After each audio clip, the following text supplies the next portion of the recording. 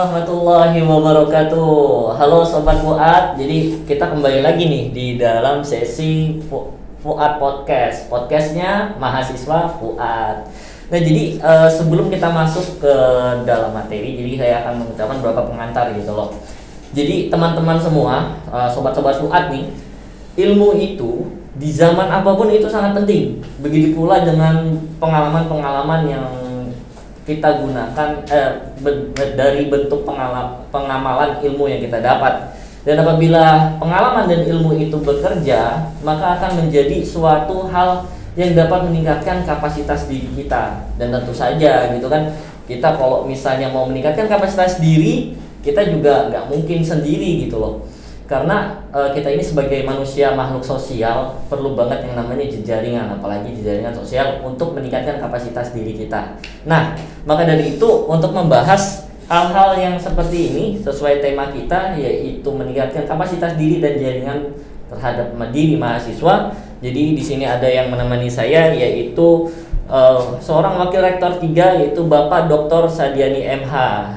Bagaimana Pak kabarnya? Alhamdulillah ya, pasti selalu alhamdulillah, luar biasa kita harus sehat walaupun di masa pandemi gini Pak.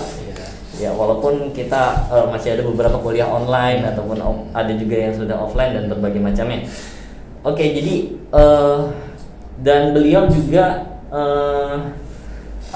izin kita buka masker ya. Jadi beliau ini juga mengisi di mengurusi bidang mahasiswaan, dan mungkin ada bidang-bidang apa lagi Pak seperti yang disebutkan?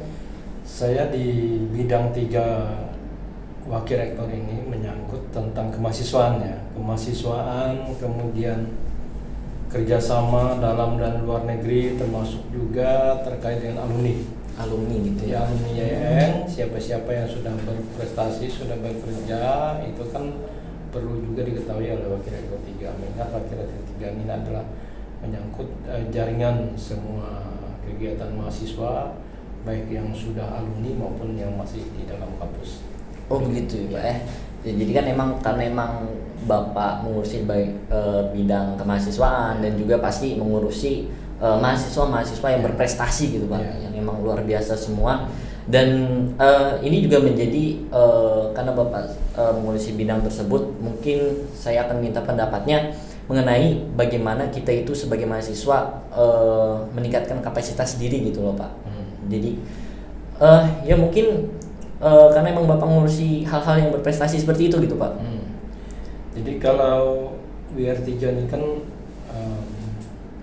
secara garis besar ya, bahwa menangani bidang kemahasiswaan itu termasuk prestasi tadi yang dikatakan, itu juga ditunjang dengan kegiatan-kegiatan lain ekstra kurikuler kampus. Nah, saya dibantu oleh beberapa wakil dekan 3 bidang kemahasiswaan di masing-masing fakultas.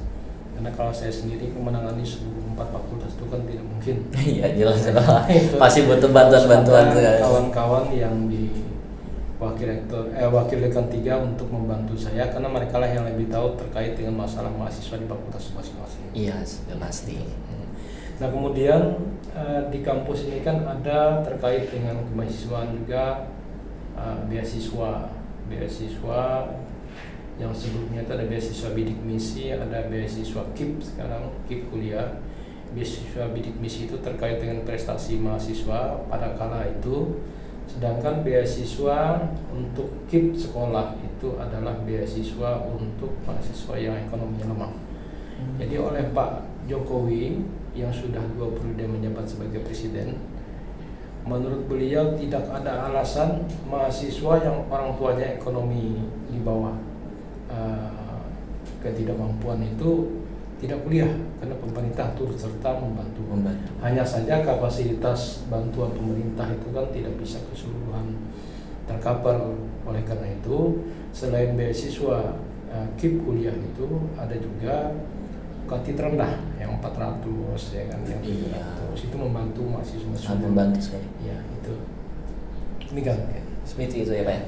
Ini juga menarik sekali, mungkin seperti yang Bapak bilang, kita dari Presiden Jokowi juga bilang bahwa mahasiswa itu dibantu gitu kuliahnya gitu kan. Nah, dan mungkin beberapa masalah seperti kan emang udah kita membantu mahasiswa untuk berprestasi atau gini. Kembali lagi kalau misalnya ke mahasiswanya gitu Pak. Iya. Karena emang menurut data-data yang emang atau artikel-artikel yang saya baca gitu kan Pak, Indonesia itu literasinya itu rendah gitu persentasenya. Mungkin Bapak juga pernah dengar kalau kita literasi dalam membaca, dalam menuntut ilmu kita itu masih cukup lemah dalam hal tersebut gitu. Oke. Jadi saya menyimak program pemerintah itu kan memang pada awalnya adalah untuk membantu mahasiswa yang lemah ekonomi ya. Nah hanya saja kepada mahasiswa ini dikembalikan agar mereka itu memanfaatkan momentum itu, bahwa dengan adanya bantuan pemerintah selama kuliah 4 tahun itu mereka harus betul-betul meningkatkan prestasinya. Karena kegiatan-kegiatan kuliah ini kan temporer ya, hanya beberapa waktu saja. Kalau lewat daripada 7 tahun itu kan biasanya diubah mereka untuk tahun. Nah kemudian terkait dengan beasiswa tadi itu lebih dicenderungkan kepada mahasiswa 4 tahun harus selesai kuliah. 4 tahun harus selesai kuliah. 4 tahun selesai kuliah. Jadi kalau lebih daripada itu negara tidak membantu lagi. Apakah itu dia menutup bayar sendiri nanti SPP-nya, UKT-nya itu gitu bayar ya? sendiri. Apakah itu menutup kemungkinan untuk kita bakal boleh nggak lulus lebih cepat dari 4 tahun gitu? Iya. Pasti gitu ya Pak. Tapi saya melihat di sini ya, di mahasiswa kita itu hampir sedikit yang 4 tahun. Hampir sedikit 4 tahun. Saya melihat yang sudah itu kemarin yang dapat beasiswa itu hampir di IAIN itu hampir semua angkatan, hampir sekitar 600 orang. 600 orang. Bidik misi 3 angkatan, kemudian KIP 2 angkatan ini sekitar 600 orang. Dan mereka saya lihat terlalu terlena di sini, artinya terlena. setelah menikmati tetapi prestasi hanya sedikit sekali yang ditonjolkan. Jadi sangat disayangkan. Contoh aja BUAP kemarin ya, BUAP yang saya ajak ke Kalimantan Barat kemarin, Pak. hanya beberapa orang saja yang mengirim artikelnya itu, padahal dikirim secara Emang sudah disebarluaskan kepada juga. seluruh program studi, kepada seluruh mahasiswa di grup bidik misi, di BUAP, di Genbi, di KIP juga saya kirim. Hanya saja kesempatan itu tidak dimanfaatkan. Padahal saya sampaikan juga bahwa kesempatan ini hanya sekali loh selama kuliah, ya kan? Kalau tidak kuliah kan tidak mungkin mendapat kesempatan untuk meningkatkan prestasi itu di dalam kampus. Itu Gitu ya Pak ya. Iya. Oke, jadi sebenarnya emang cukup disayangkan bagi para mahasiswa yang emang sudah difasilitasi gitu ya Pak ya. Nah jadi walaupun gitu kira-kira ada nggak nih Pak? Karena emang sudah diketahui hal-hal yang seperti itu, di mana kita sudah memberikan, kampus sudah memberikan fasilitas-fasilitas yang seperti itu. Apakah masih dilakukan upaya-upaya dari kampus untuk menarik minat para mahasiswa untuk mengembangkan diri mereka gitu? Ada, Saudara Akmal, di semua perguruan tinggi se-Indonesia itu ada program Kementerian Agama, yaitu diantaranya adalah yang kemarin termasuk untuk wilayah Kalimantan itu kan BUAP namanya. Kemudian ada lagi Pionir. Ada Pionir. Apa itu Pak kalau bisa jelas? Kalau Pionir itu kan hampir semua kegiatan-kegiatan yang berkaitan dengan prestasi mahasiswa, apakah itu olahraga, apakah itu terkait dengan karya ilmiah, kemudian musabakah ya, dan lain sebagainya, itu dilombakan di sana. Nah kemudian yang ke depan ini pada bulan November nanti itu ada kegiatan UASE di Aceh. UASE itu bagaimana Pak? UASE itu semacam olimpiade. Oh, olimpiade Akademik ya, kegiatan mahasiswa se-Indonesia. Kemudian yang terakhir nanti ada namanya istilahnya Pesona sama UASE itu perpecahan dari kegiatan Pionir. Itu buat Ya. teman-teman semua, sahabat-sahabat. Jadi saya ingin begini, Ini emang semua mahasiswa terutama yang sudah mendapat beasiswa itu agar bisa meningkatkan prestasinya di situ ya. Karena yang lebih diutamakan itu sebenarnya mereka mahasiswa yang dapat beasiswa, apakah beasiswa bidik misi maupun KIP. Nah, kemarin tidak menutup kemungkinan juga ada mahasiswa yang non beasiswa tetapi juga mendaftarkan diri untuk meningkatkan prestasinya. Yang di Pontianak ada beberapa yang ikut kegiatan itu dan mendapat juara Masya Allah, luar biasa. Bahkan yang mereka yang tidak mendapat beasiswa pun semangat untuk mencari prestasi di sana. Jadi Akmal ya, di kampus kita ini sebenarnya saya tidak menutup tidak menutup sanjungan bahwa mahasiswa kita itu di 4 fakultas itu memiliki talenta yang luar biasa. Banyak sekali. Banyak sekali ya, Bang. Hanya saja mereka ini tidak mau menampilkan diri. Ada misalnya ditawarkan saya ikut ini, ada yang nggak mau mendaftar padahal dia memiliki kemampuan, sebuah potensi di situ ya Pak. Salah satu contoh misalnya ya, ketika awal masuk kan kemarin saya juga banyak tahu tuh mahasiswa siapa yang memiliki prestasi bela diri yang sampai dan 1, kemudian memiliki lomba MTQ beberapa kali beberapa kabupaten. Saya tes ini, coba kamu rekam suara kamu lewat IA, saya dengar. Saya rekam, saya dengar, mantap orangnya. Dan itu dia. Nah ini Akmal, saya masukkan mereka-mereka yang memiliki prestasi ketika itu dalam beasiswa bidik misi. Hanya saja persoalannya kesempatan itu setelah 1-2 tahun dapat beasiswa bidik misi mereka menikah, pokoknya cewek-cewek. Nah yang menikah ini Akmal kan diputus. Jadi syarat beasiswa itu adalah belum menikah berarti Pak. Sayang sekali ya Pak ya. Atau mungkin emang udah termakan cinta. Masa muda Pak, darah-darah muda itu emang masih menggelora di bangku perkuliahan seperti ini. Jadi emang sebenarnya prestasi untuk membangun sebuah prestasi, apalagi 4-4-nya fakultas kita ini memiliki siswa-siswa mahasiswa yang luar biasa gitu kan. Nah jadi mungkin menjadi hal penting juga untuk kita bisa meningkatkan jejaring gitu loh Pak. Maksudnya jejaring mungkin kita bercengkrama dengan teman-teman ini. Bahkan saya sendiri jujur saja untuk mengetahui teman-teman saya itu berpotensi atau tidak, atau mungkin mereka memiliki prestasi ini, itu saya baru tahu setelah mereka sudah mendapatkan juara gitu. Ketika kampus juga sudah mengumumkan gini gitu. Jadi menurut Bapak bagaimana sih kita meningkatkan jejaring ataupun relasi agar kita bisa mengembangkan diri juga gitu?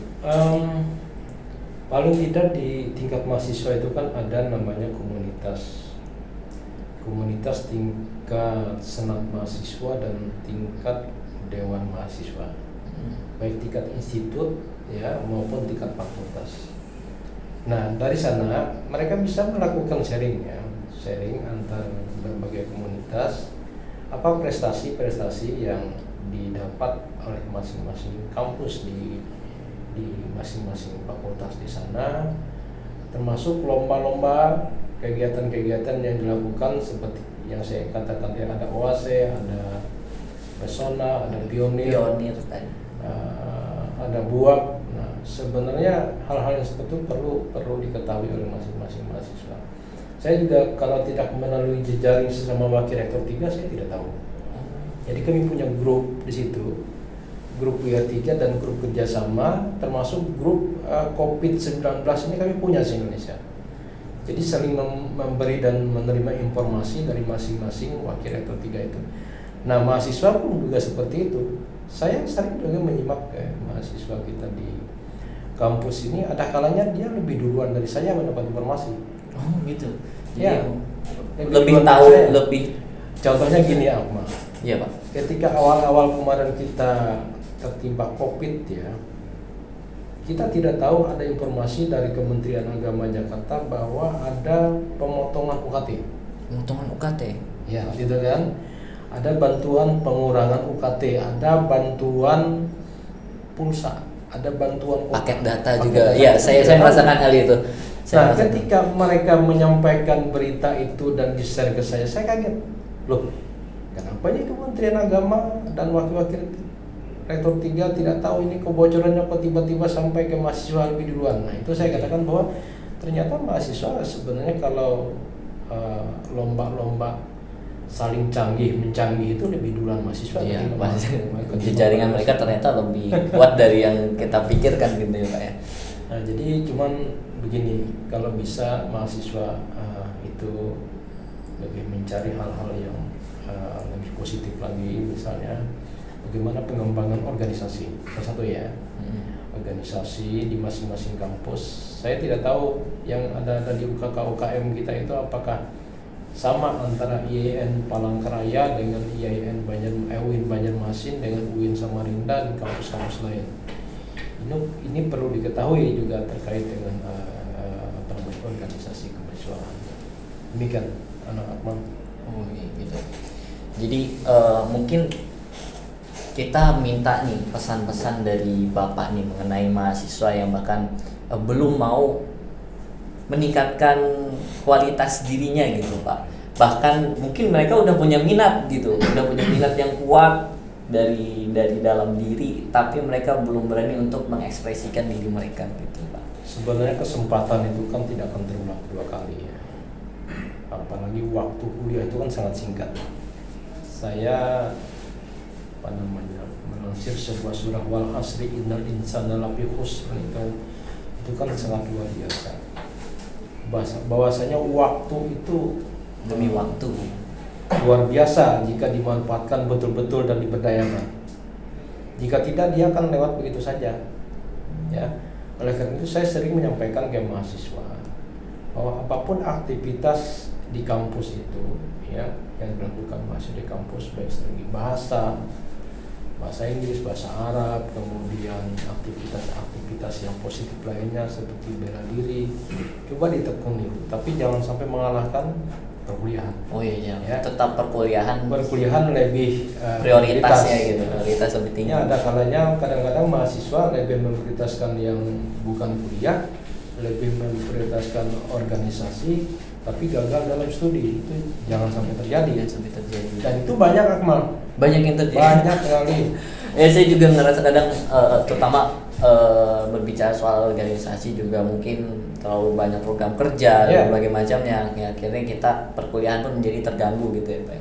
Saya pun juga merasakan mungkin bahkan pada saat saya menjalankan kegiatan organisasi yang utama dengan kuliah, saya hanya biasanya numpang absen doang gitu Pak.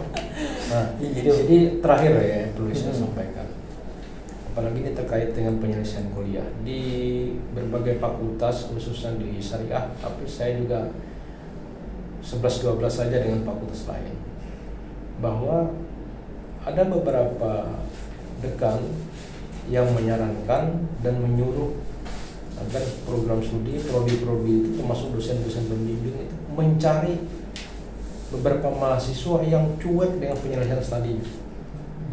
Misalnya bimbingan ya, kenapa kamu ini sudah hampir semester 14 kok anda selesai juga.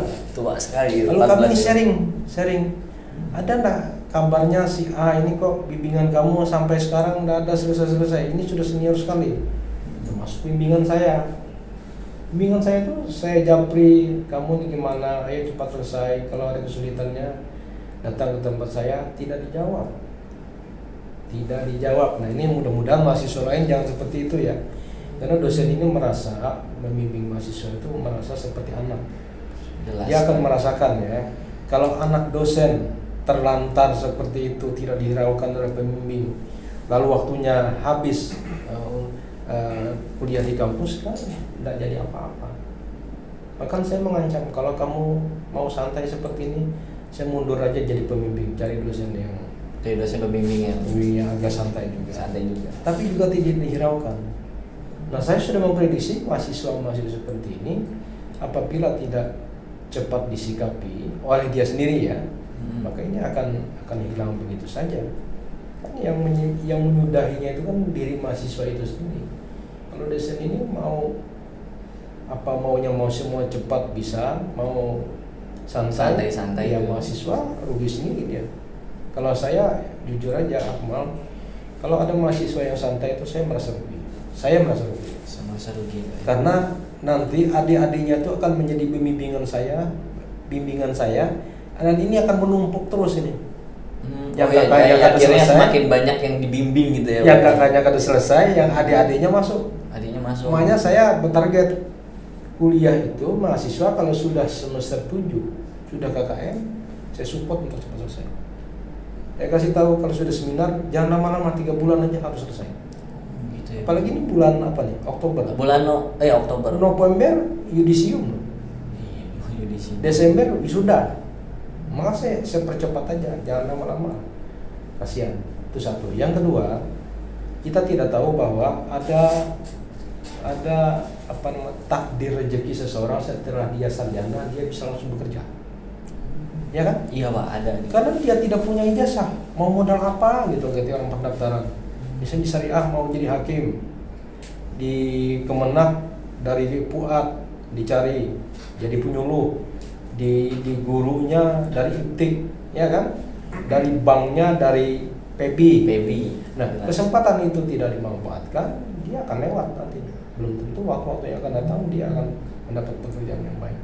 Inilah yang tadi saya katakan wal as demi waktu. Itu betul-betul dimanfaatkan. Nah, itulah apa yang mungkin saya perlu sampaikan terkait dengan bidang saya, dan mudah-mudahan mahasiswa bisa mencermati ya pentingnya itu. Kita tidak tahu ke depannya ya, hari ini atau esok atau kapan ya. Ada sebagian mahasiswa yang kemarin bimbingan saya itu setelah dia wisuda dapat ijazah, ada penerimaan pegawai di Kementerian Agama kuat, lulus dalam beberapa bulan saja dia sudah keluar SK. Dia informasikan ke saya, Pak, alhamdulillah Pak, berkat di desak Bapak supaya cepat selesai kemarin skripsi saya dan saya lulus dapat ijazah. 3 bulan setelah itu ada penerimaan Pak, dan saya ikut tes lulus, kemudian 3 bulan setelah itu SK keluar. Ya setelah tes itu Akmal di pegawai itu 3 bulan setelah saya mendaftar dan lulus tes itu 3 bulan kemudian keluar SK. Dilancarkan ya, karena emang sudah memanfaatkan waktu yang dan dengan langsung baik. menerima gaji itu biasanya 3 jutaan. Masya Allah, luar biasa itu gaji yang cukup besar gitu ya Pak. Ya menarik sekali sobat-sobat Fuad semua, ilmu-ilmu dari Bapak ini. Jadi emang pesan yang cukup kuat dari Bapak ini adalah manfaatkanlah waktu sebaik mungkin gitu. Ataupun gunakan waktu itu untuk mengembangkan kita, meningkatkan jejaringan ya Pak ya, dan jejaringan sesama kita, ngikutin organisasi. Tapi ingat, organisasinya jangan sampai kelewatan. Karena apa? Studi itu nomor 1, prioritas kita bersama, karena kita juga perlu belajar dan belajar gitu. Dan sekian juga podcast kita pada hari ini. Saya Akmal Musa Uparia, dan mohon maaf juga tadi di awal saya belum memperkenalkan diri ya Pak ya. Dan juga Bapak Dr. Sadiani kan di bidang kemahasiswaan. Kita mohon undur diri. Terima kasih. Wassalamualaikum warahmatullahi wabarakatuh. Waalaikumsalam.